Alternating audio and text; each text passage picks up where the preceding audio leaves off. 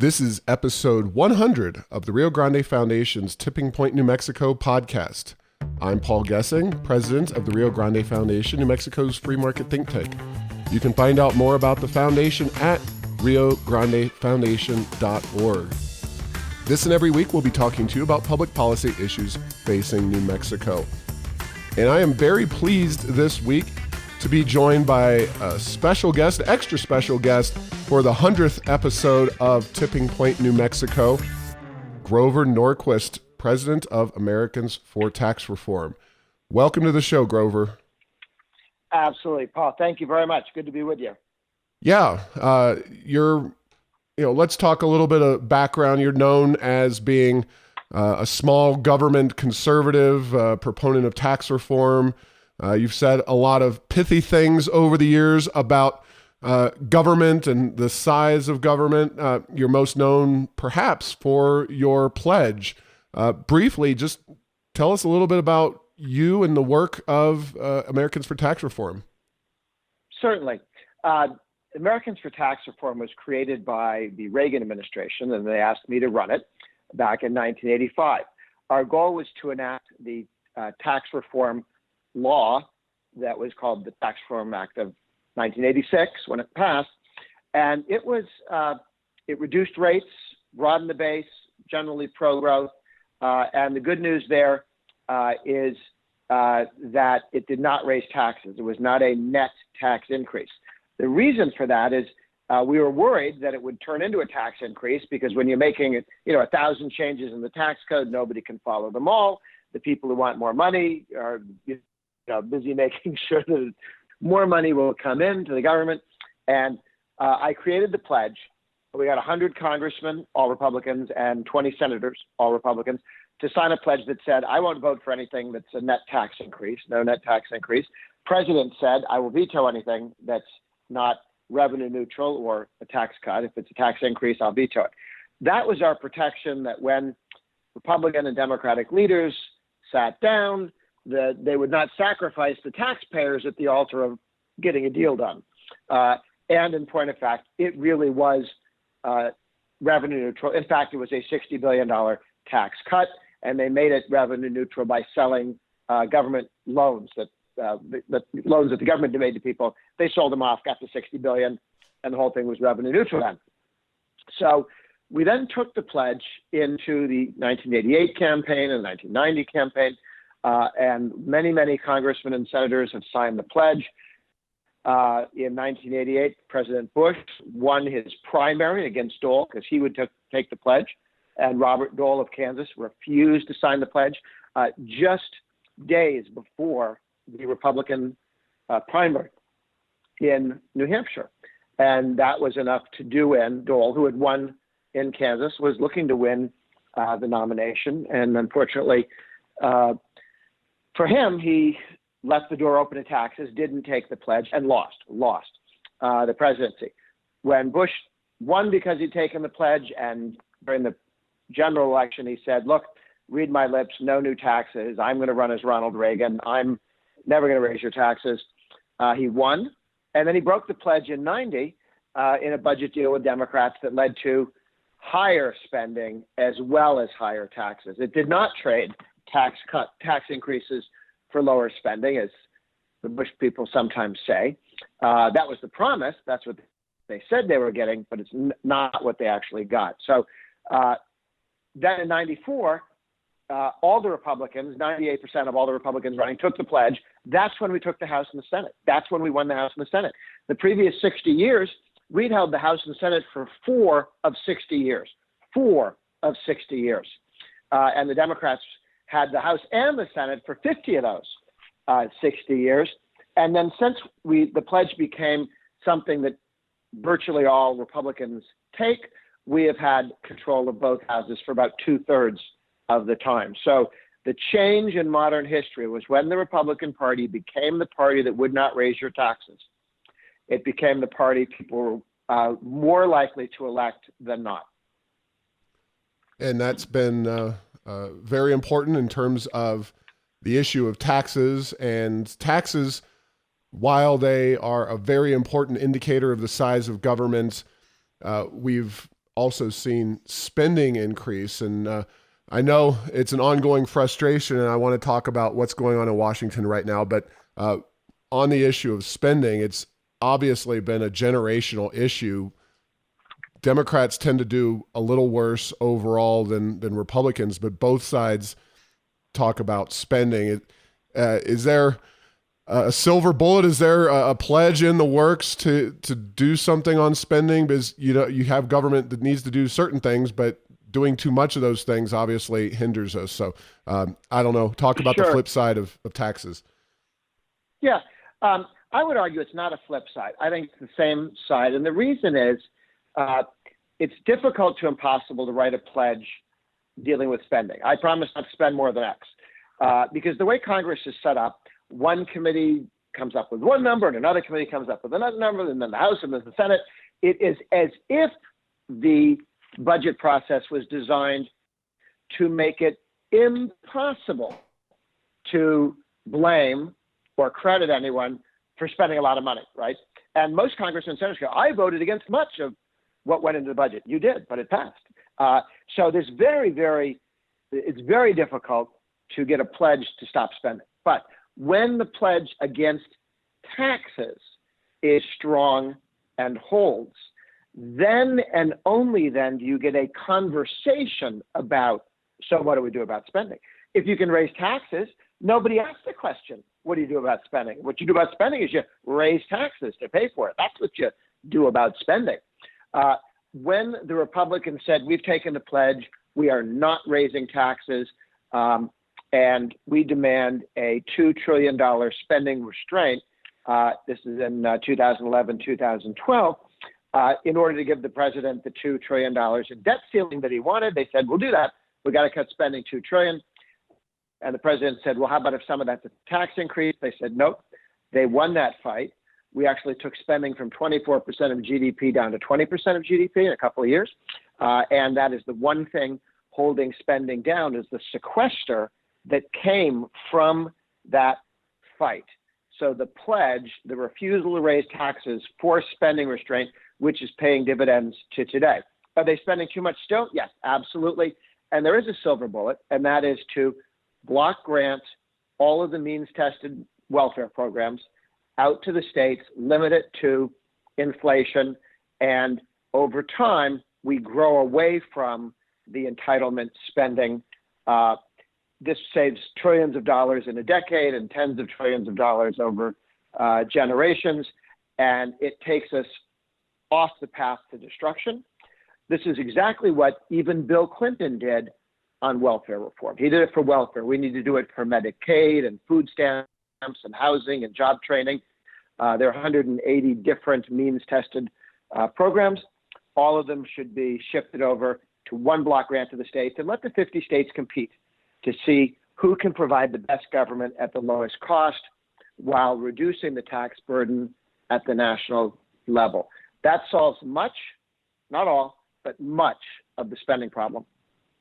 Yeah, that's a great idea, and hopefully we can get some traction in Congress in the years ahead to address those programs and really force the states to innovate, and that's one of the side benefits, I think, from all that. But you're there in Washington, D.C., and dealing with, Trump administration, Congress, and trying to achieve reforms in taxes, limited taxes, and also deregulation and good policies, judges who will enforce those policies. Talk a little bit about kind of where we've come from in the Trump administration and where you see things going between now and the end of his first term, obviously the election. So what are his best successes as you see it? Sure. And then where are we going to go next? Oh, absolutely. Look, Trump is, on most issues, Ronald Reagan blessed with a House and Senate that also thinks like Ronald Reagan. On tax cuts, dramatic pro-growth tax cuts on corporate income, business income, individual income, full expensing. I mean, a very robust pro-growth tax policy, extremely helpful. and has turned the economy around in very, very strong ways. Deregulation. He can do more than Reagan did because he has a House and a Senate that are largely Reagan Republican. Reagan faced a House and a Senate that would pass laws to stop him from doing simple things like contracting out rat control. They'd stick a rider on a bill to stop deregulation by the president. So you wonder, why didn't Reagan do more of the stuff that Trump does? The answer is, if he had, the Democratic House would have stuck a little rider in saying, the president can't do this. And then unless you were willing to shut the government down over every little step forward, you would in fact lose the ability to deregulate. So tax cuts, big. Deregulation, huge progress. Courts, he has better judges than Bush and Reagan. Why? Because he has a better Senate. And first of all, he started with the right approach as well. So Trump is Reagan on judges with a Reagan Congress. Trump is Reagan on tax cuts with a Reagan Republican House and Senate. Deregulation also. And he hasn't gotten us any stupid wars. So all of these things together, tremendous. The two areas where he's not where Reagan was is on trade issues. He's much more willing to use tariffs. Now, he says his commitment is to get to a free trade position with Japan and China and the other countries that were Europe, Mexico, and Canada. But it's very dangerous to pull out, if you pull out a knife, you now have a knife fight, and people can get hurt. And you don't get to decide when the war is over if you start a trade war, because China can decide, we're going to do this for 10 years and we don't have to have elections. So there's some real opportunities for danger there. And I know what the president's trying to do. I hope he'll succeed, but boy, oh boy, it is expensive, costly, and painful while we're having that argument. Yeah, and I'd like to focus even a little more on deregulation as a area, because New Mexico in particular, with regard to energy, while we're seeing this energy boom throughout our country, arguably New Mexico's benefited more from Trump's policies on energy deregulation and just being pro-energy more so than any other state in the entire union. We've tripled oil production since 2012, and we're expected to double it again just as a state between now and 2021. So it's been very helpful here, but deregulation is such a hidden tax, regulation is a hidden tax. Deregulation is essentially another form of tax cut. So, anything specific that you really find valuable on the regulatory front, because he did so much in such a relatively rapid succession during his first year or so in office? Oh, certainly. Step one, what Trump did was he announced a lot of the midnight regulations that had been dropped in at the last moment, either after the election or quietly before the election, but no noise about them. He didn't want anyone to hear that this was what they were planning to do, because Hillary might lose the election if they understood how left-wing the regulatory burden was. There were massive regulations on labor union issues, just handing all sorts of powers to labor union bosses at the expense of working Americans. And those never went into effect. They had a regulation which effectively outlawed the franchising business, which is an American invention. Like McDonald's, they're often owned by a local guy, not by the corporation McDonald's, but you franchise the advertising and the product and those sorts of things. This would have basically said anyone who works for a local McDonald's actually works for the big company, and therefore you can sue the whole company if somebody spills coffee on themselves, or you can unionize the whole company by starting with one restaurant. This would have destroyed the franchising business. It would have killed tens and hundreds of thousands of small businesses and turned them into one big business. Those things never happen. That's the dog that didn't bark. Why did the stock market shoot up like crazy on the day that Trump won the election? Not that people knew he was going to do everything he said, but what they did know was he was not going to allow the craziest and most expensive regulations of Obama to take effect. No doubt about it. Yeah, it's been incredible to see how much regulation was peeled back and how that's been so beneficial to our economy, along with the tax cuts that I know you worked so hard on. So we've got, the future in November 2020, and one of the big issues being discussed is potential infrastructure bill. I have a feeling I know what your feelings are on that particular legislation, but anything particular about the maybe benefits or dangers of a big infrastructure package coming out of Washington? Anything we should look for on that?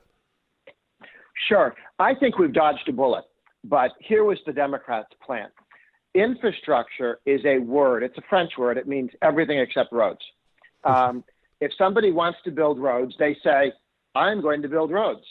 If they don't want to build roads, but they want taxpayers to believe that, if I gave them a little bit more of gas tax money, then maybe they'd fix the potholes and widen the roads and make it so traffic in the morning was easier. Okay, the reason why they don't say roads is they have no intention of building roads. The last time we spent $800 billion on a stimulus package, almost none of it went to roads.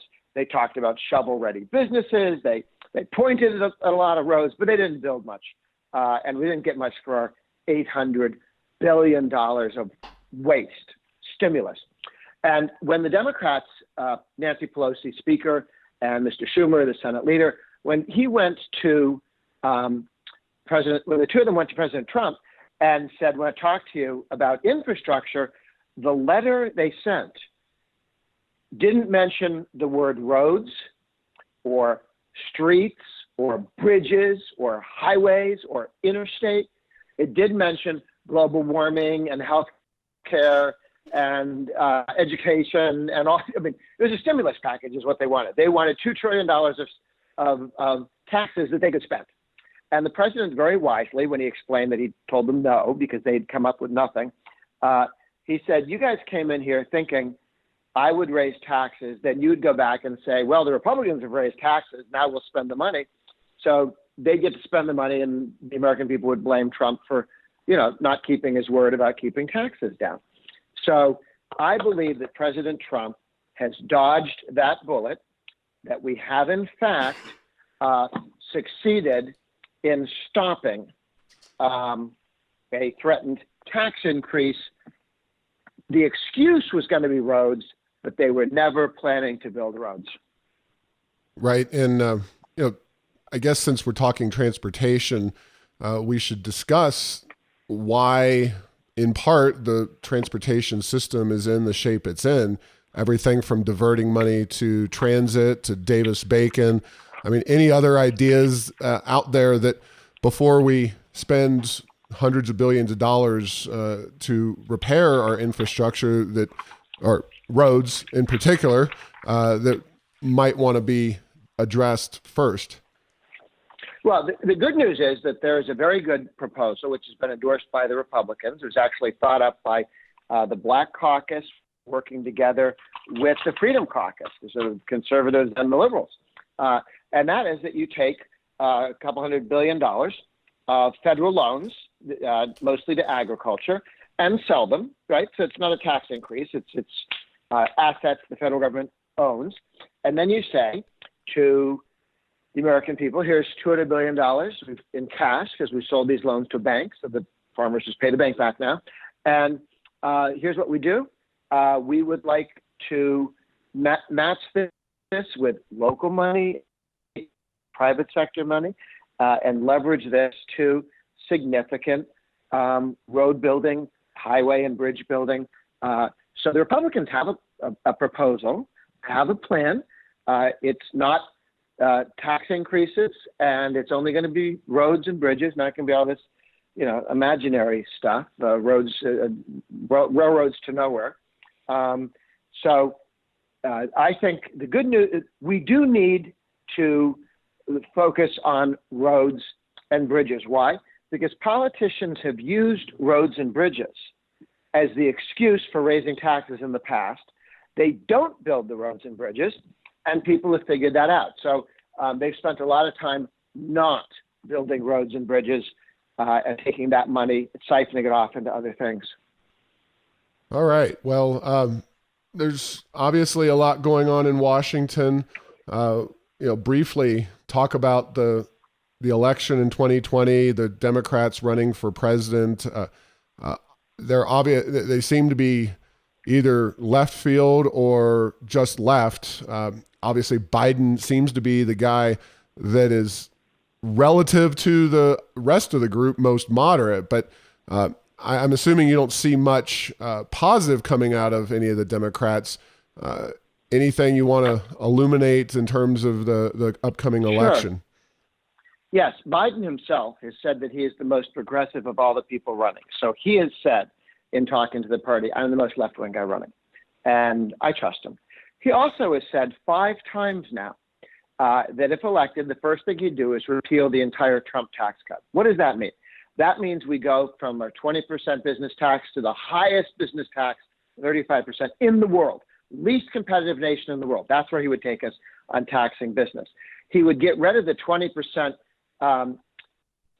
reduction in small business tax rates as well. They would snap back up and be taxed higher than General Motors if you were to repeal that. The Obamacare tax, the taxes low-income people and says, because you have not bought Obamacare, we will punish you with a crippling tax increase. All of those taxes would go back into effect. Everybody's utility bills would go up. Why? Because all of our utility bills went down by about $4 or $5 billion when we cut the business tax, the corporate income tax, because that, by law, the business tax goes straight into your utility bill. If for your electric utility or water bills or whatever, if it's a private company providing that, any tax goes straight to your bill, and any tax cut comes off your bills, which is a huge, huge, big, helpful project. So this is very, very, very damaging if all of those good things are taken away by Biden. And frankly, I don't think Biden can get elected having told the world his plan is to add $2,000 to a family, the middle income family, for two parents, 2 kids, middle income, $73,000, $2,000 tax cut under the Republican tax cut, $2,000 tax increase each and every year for the rest of your life if Biden gets elected and does what he says. Yeah.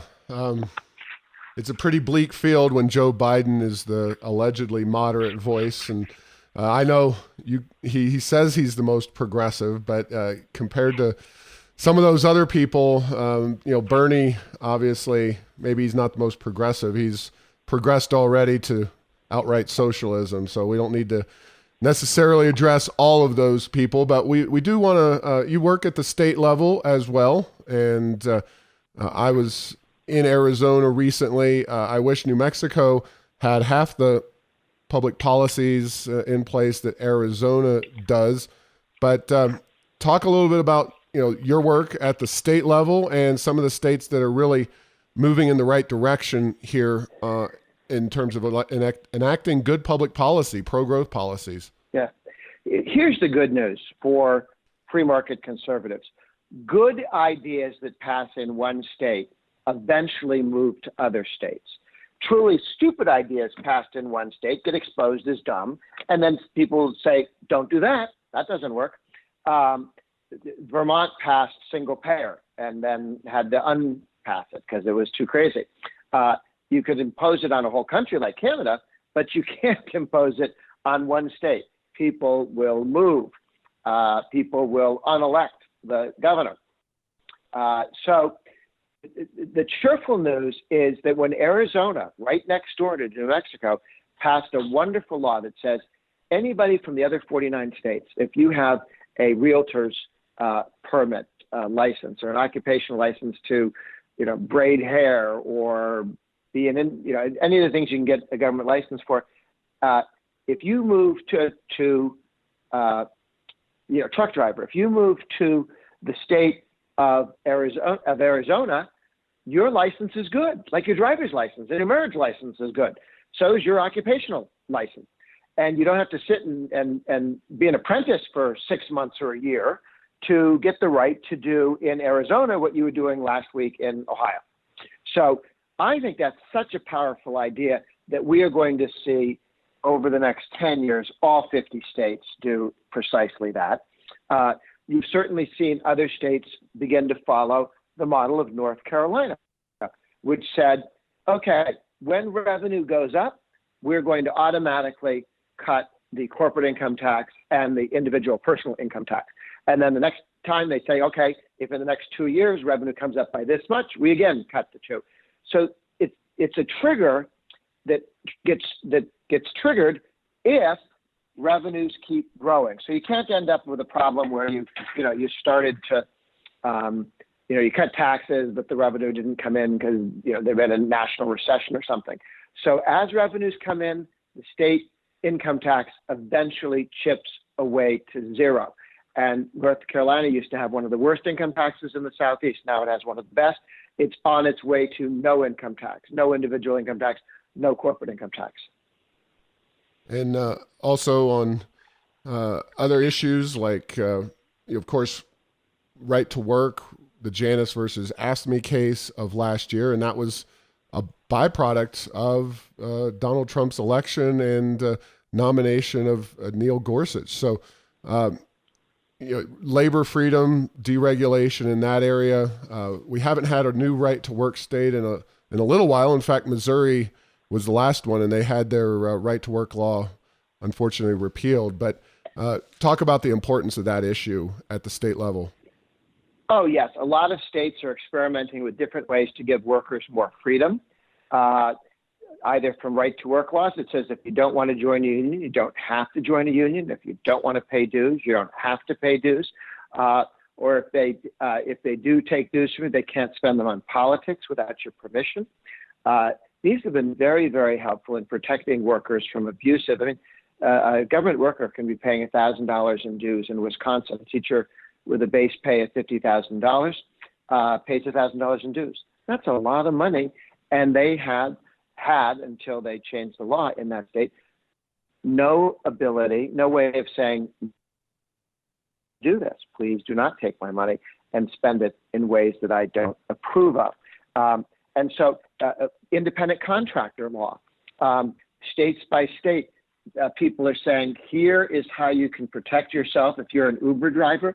The unions keep wanting to say, you're not self-employed. If you drive for Uber or Lyft, you choose your own hours, you decide what to do and where you go and what you're up to. You are very independent. But they say, no, we want you to be an employee and you have to, work on an hourly basis. Well, what if I'm willing to work more, harder, and better, and I don't want to get paid by hourly? I want to get paid by what I earn. So those efforts to make independent contractors allowed to be independent contractors and not push people into a situation where they can be forced into a labor union are very, very important. And, to conclude, talk a little bit about the rise of socialism and whether you think this is a real evolution of people's political thinking, or you think Alexandria Ocasio-Cortez is a flash in the pan, or do you think that the Democrats have always been socialists? What's kind of your take on the way politics, especially the next generations, are heading? Do you see hope for the future? Oh, absolutely. Here's the good news. Most people who tell you they're socialists, majority will tell you it means smaller government. Okay. These are people who went to public school and who have no idea what socialism is. They don't know that Adolf Hitler was a National Socialist or that Joseph Stalin was a Soviet socialist. that these people believed in real socialism. They think that Sweden is socialist. Sweden has no death tax. Sweden has full school choice. Okay, Sweden is very free trade.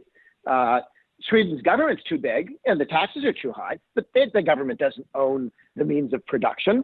It's not a socialist country, or people would leave. And they've been reducing their taxes, as other countries have been.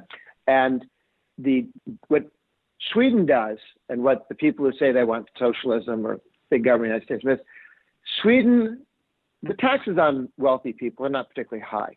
The difference between Sweden and the United States is that in Sweden they have a 20% sales tax on everything that middle-income people buy. It's called a value-added tax, 20% VAT sales tax at every level of production. And so a middle-income person, poor person, is paying 20% higher cost of living than in the United States.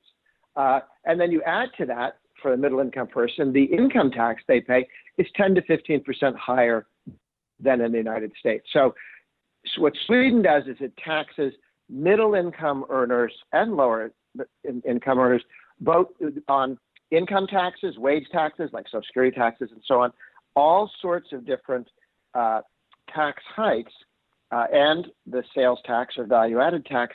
These are taxes Americans don't pay or don't pay them as high. To say that you want Sweden is to say you want the middle class, just sandbagged by the tax collector. And if I'm not mistaken, I believe Sweden did not bail out their automobile company when that issue came up, as I recall. I forget, Volvo or Saab, one of the two, was not bailed out, not given a government check, unlike here in the United States. So it's something that unfortunately too many Americans don't understand socialism and certainly the history and the bad things that are really the result of it. And, you're absolutely right. And people need to keep making that point. Sweden, not a socialist nation. So, well, Grover, thanks for spending our 100th episode with us today. It's been great. It's always great working with you. And how can people find out more about Americans for Tax Reform? If they're a politician looking at elective office, take the pledge, anything they can do to get involved in keeping government on the straight and narrow as much as possible. Certainly. Americans for Tax Reform, our website is atr.org, atr.org. You can get the pledge off that. All the material we put on new tax and spending proposals that we write about is at atr.org. I tweet at Grover Norquist and cover just about everything that ATR does through Twitter. And we, of course, love to work with you in New Mexico. And you guys have a center-right coalition meeting just like we do in Washington, D.C. and 40 other states.